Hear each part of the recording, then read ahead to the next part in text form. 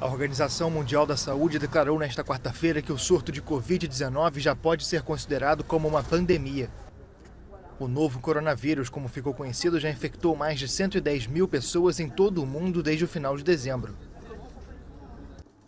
A doença surgiu na cidade de Wuhan, na China, no final do ano passado, mas se espalhou pelo mundo.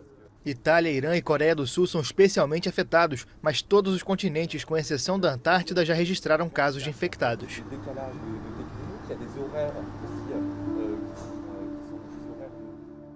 O Brasil confirmou hoje a primeira morte provocada pelo coronavírus. A vítima é um homem de 62 anos que estava num hospital em São Paulo. Ele não tinha viajado para o exterior. Outras 4 mortes são investigadas na capital paulista.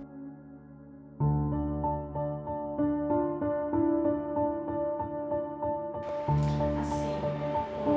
Covid, o que ele trouxe para nós, assim? Ele trouxe medo, ele chegou pra gente, ele mostrou medo.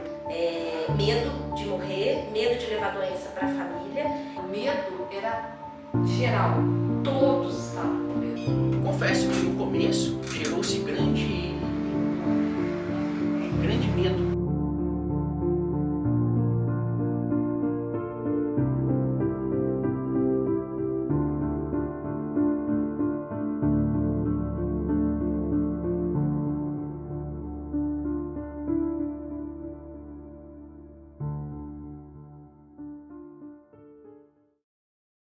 Eu não acreditava que o Covid chegaria até nós. Eu não sei como que as pessoas estão vendo isso, mas a gente via passar na televisão e achava que isso ia ficar só alocado nos países que a gente estava vendo.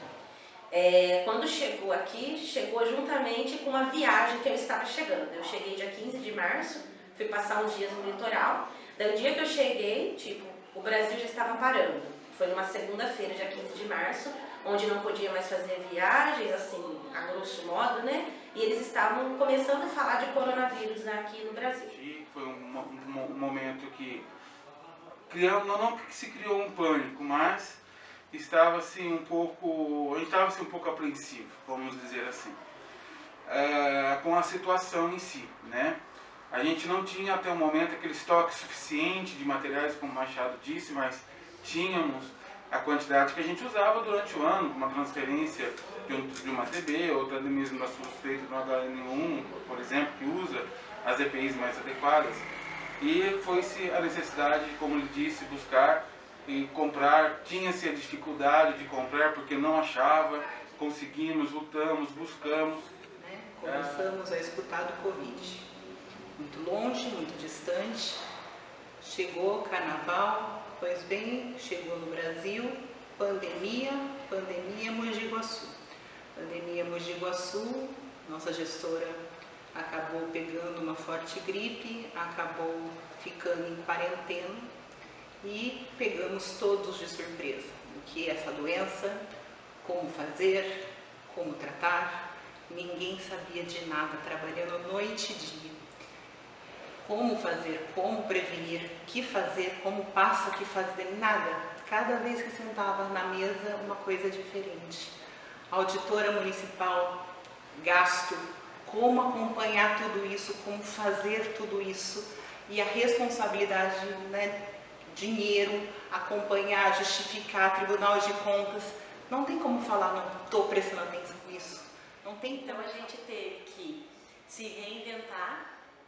Então agora com essa questão, com esse cenário, né, que a gente tem de pandemia e na situação aqui de Mogi Guaçu, enquanto educação permanente, a gente teve que começar a pensar como a gente ia poder colaborar com esse momento, com as pessoas, com os profissionais de saúde nesse momento tão importante e único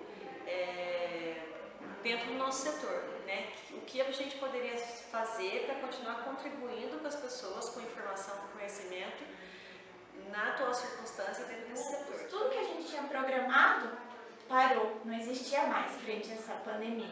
A gente teve que reaprender a trabalhar e mostrar isso para a população, porque no começo foi muito difícil a população entender também, né? Até começar os primeiros casos, assim, foi difícil a gente parar tudo que estava fazendo e mostrar que nesse momento não poderia ser feito, a gente teria que seguir os protocolos, parar os atendimentos coletivos, os grupos que a gente havia programado, hipertenso, gestante, nada mais existia. Então foi um momento assim muito difícil. O que eu vou fazer agora, né? E assim, muita mudança, muitas mudanças. Os protocolos do Ministério da Saúde mudam a todo momento. A gente já está na versão 8 do protocolo Covid.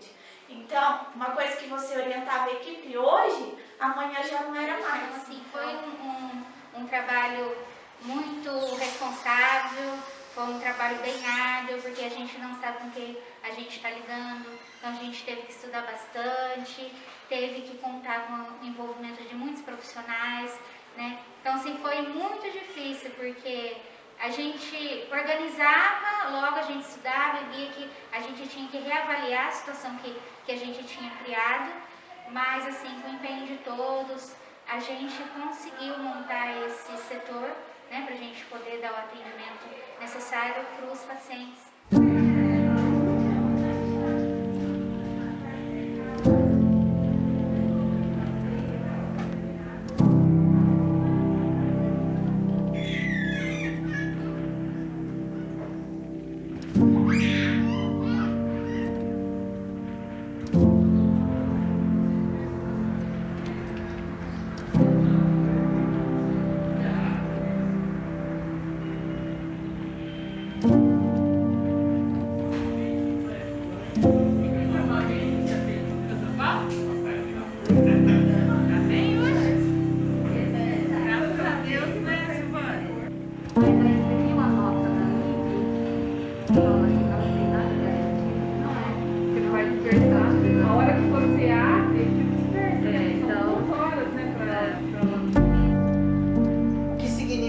A enfermagem nesse momento?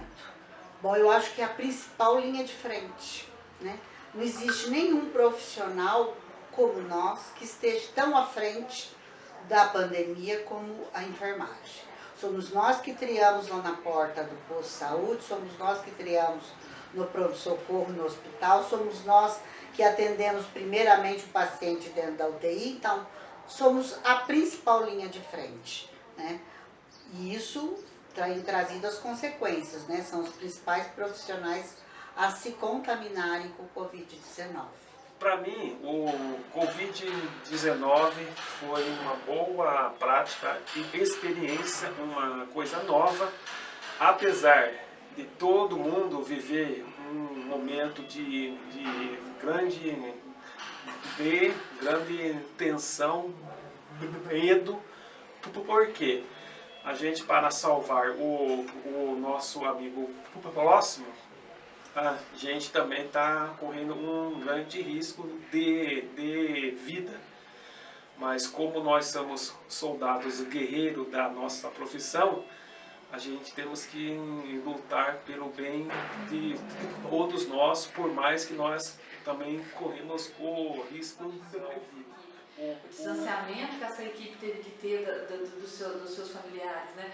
Então a gente sentiu um elo, né, de mais forte, né, e um respeito muito grande para essas equipes. Infelizmente não foram todos, né? Teve coisas ruins também. Muitos desistiram, né? Não se sentiram preparados e desistiram, né, nesse meio do caminho, mas por seus motivos também, né?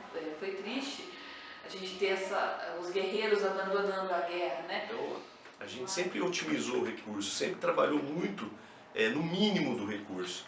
Então, para a gente poder ter isso disponível para uso, então toda uma logística, né, de poder fazer a desinfecção, fazer a esterilização, de poder esse material estar pronto para uso de forma rápida, tudo isso acabou sendo agregado também na pandemia, porque a gente tem que pensar no antes, né?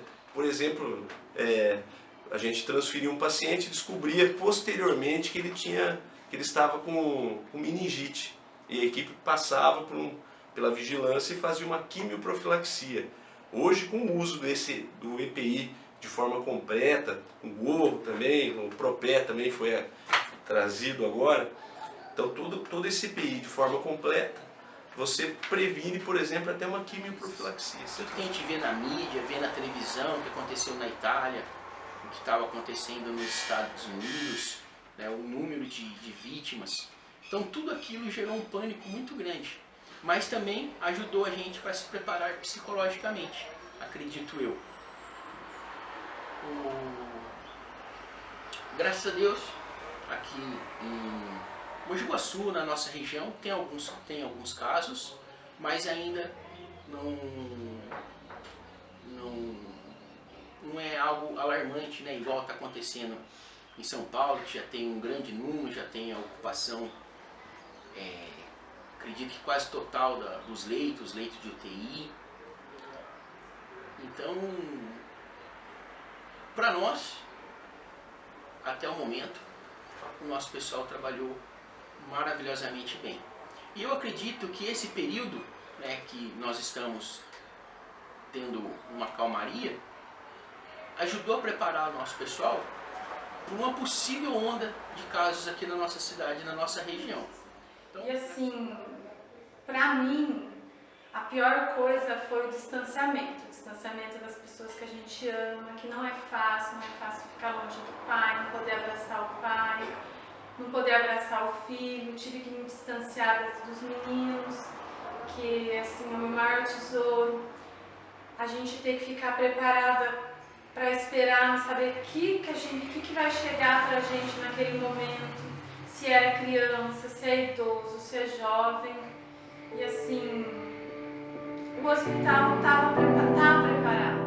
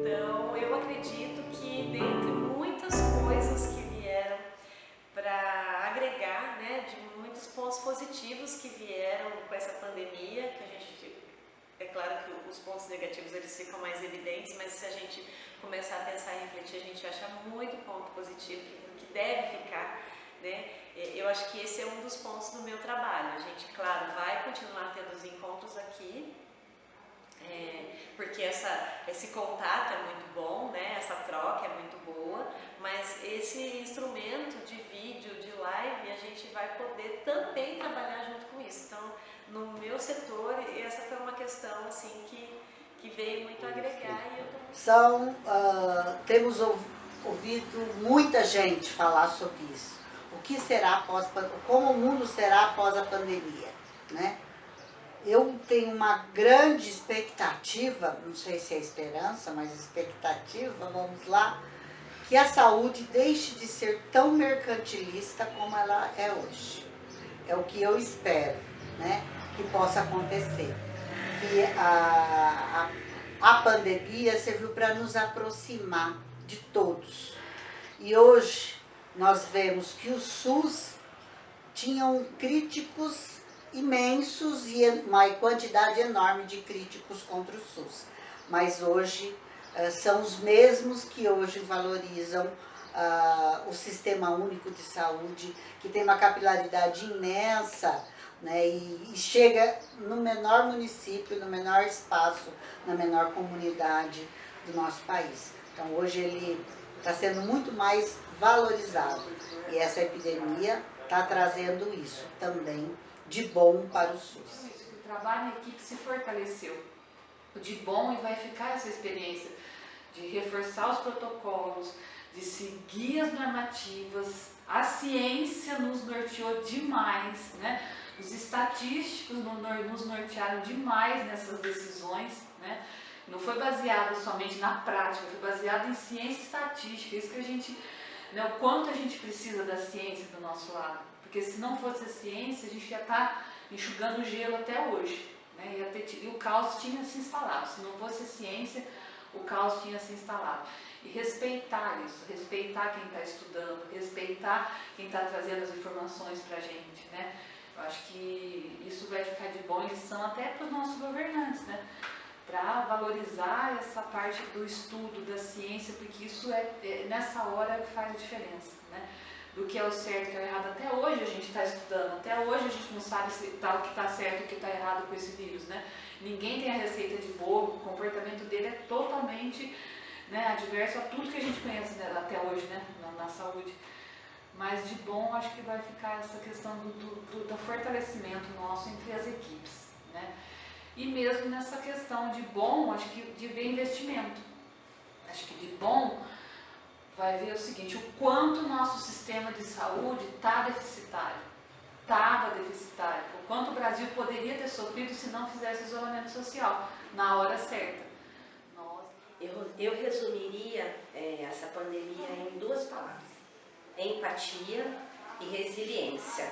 Resiliência para nós como profissionais da saúde, como que a gente está lidando com tudo isso e como que a gente está conseguindo gerenciar tudo isso. Não gerenciar a unidade de saúde, gerenciar as crises, o medo, gerenciar como aqui dentro da unidade nós como colegas podemos fazer pelos outros, pensando nos outros. Por exemplo, não foi liberados os grupos crônicos, né, da saúde, os grupos de risco. Então nós como colegas colocamos o grupo de risco para trás e nós que não temos comorbidades e doenças crônicas fomos para a linha de frente. Então, a primeiro momento, a gente conseguiu ver o colega de trabalho. A gente conseguiu ver o colega de trabalho, no primeiro momento, e esse olhar ele se expandiu. Enxergamos o colega de trabalho que estava em risco, isolamos ele para que ele não corra um risco maior e não seja acometido pela doença. Depois enxergamos a população. Como enxergamos a população? Orientando também que eles fiquem em casa, preocupados com o estado de saúde deles. Como sabemos que temos muitos crônicos, né? Na minha unidade, tenho mais de 1.000 entre hipertensos e diabéticos. Então, eu sei que eles estão num grupo maior risco. Bem, eu acho que essa epidemia, ela veio para modificar. Ela precisa modificar. Precisa modificar o quê? Ações. Precisa repensar valor. Repensar valor de tudo. A gente tem que olhar de uma forma diferente. Olhar de forma diferente os valores que damos, que o ser humano dá. Estamos perdendo pessoas a que custo? Valores de higiene básica que foram esquecidos e que agora o mínimo que foi feito, infecções hospitalares diminuíram. Quer dizer, gente, o quanto que isso estava sendo banalizado entre a gente. Isso precisa ser resgatado. Não pode ser feito só na epidemia, isso tem que ser mantido. E o que vai passar de tudo isso? Acho que precisa, não sei. Eu acho que a gente precisa repensar. Eu acho que a maior, toda essa parte de pandemia, toda essa parte de Covid, eu acho que a gente precisa parar e repensar o valor. Eu sei que tem muitos companheiros, muitos enfermeiros, técnicos, auxiliares, que acabaram perdendo suas vidas, né, frente a essa pandemia. E a gente não sabe como que isso vai acabar e quem de nós ainda vai estar aqui depois dela. A gente sempre trabalhou muito, a enfermagem sempre trabalhou muito próximo do paciente. E graças a Deus, nessa pandemia, eu tenho ouvido muitos relatos, muitos pacientes falando do cuidado, da atenção, do toque, mesmo no toque protegido, dentro de uma UTI, fazia ainda diferença na vida daquela pessoa. Por isso que eu ainda estou aqui, é nisso que eu ainda acredito. Eu acredito que nós vamos sair mais forte dessa situação, nós vamos sair muito mais forte, muito mais preparado, nós vamos sair melhores disso tudo. Eu acho que o que vai ficar, eu acho que a primeira coisa da certeza do amor que a gente tem pela profissão. Porque eu acho que, de certa forma, isso também veio para selecionar os profissionais. A gente pode ver, assim, a gente que está na linha de frente, o quanto teve profissionais que, infelizmente, ficaram com medo, né, que até pediram demissão, não conseguiram estar aí na linha de frente. E a gente vê, né, com o decorrer dos dias, como que, por mais que a gente tenha medo, porque a gente deixa as nossas famílias em casa, né, a gente tem a nossa vida pessoal e tem todo o cuidado também com as pessoas que trabalham com a gente, mas a gente vê a importância que a gente tem e que a gente faz dentro da enfermagem e como a enfermagem ela é importante nesse mundo que a gente está vivendo. A gente vê na mídia, né, que o pessoal tem esses aplausos na janela, toda aquela coisa de uma enfermagem que sempre precisou de aplauso, né? Então, assim, precisou a gente passar por tudo isso para todo mundo ver a importância que a gente tem, né? Então, eu acho que o que vai ficar é exatamente isso, né? É o papel que a enfermagem tem na responsabilidade da restauração, do cuidado da saúde do paciente, né? Então, eu acho que a gente fazer parte disso, poder falar, né, que a enfermagem tem um papel muito importante nesse momento que a gente está vivendo, é uma coisa muito legal. Meu nome é Vanessa, eu sou enfermeira especialista em saúde da família. Abner Rossi Chinchete, técnico de enfermagem há 25 anos e 9 meses. Então, meu nome é Fabiano José de Freitas, sou enfermeiro do Núcleo de Educação do SAMU Regional Baixo Mogiana, enfermeiro da Unidade de Emergência da Santa Casa de Mogi Guaçu. Eu sou Angélica, sou técnica de enfermagem faz 10 anos, trabalho na Santa Casa de Mogi Guaçu. Eu sou Andréia Torno Silva, sou enfermeira gerente de enfermagem da Santa Casa de Misericórdia de Mogi Guaçu. Meu nome é Kelly, né? Eu sou enfermeira na Unidade de Saúde Santa Terezinha. Eu sou Graziela, tenho 44 anos, sou mãe de um moço de 19 anos, sou enfermeira há 22 anos, me formei em 98 na Universidade Federal de Alfenas. Sou mãe, sou esposa, sou profissional de saúde nesse momento. Eu sou Luiz Henrique Machado, conhecido profissionalmente como Machado. Eu passei a conhecer e gostar da enfermagem a partir de 2000.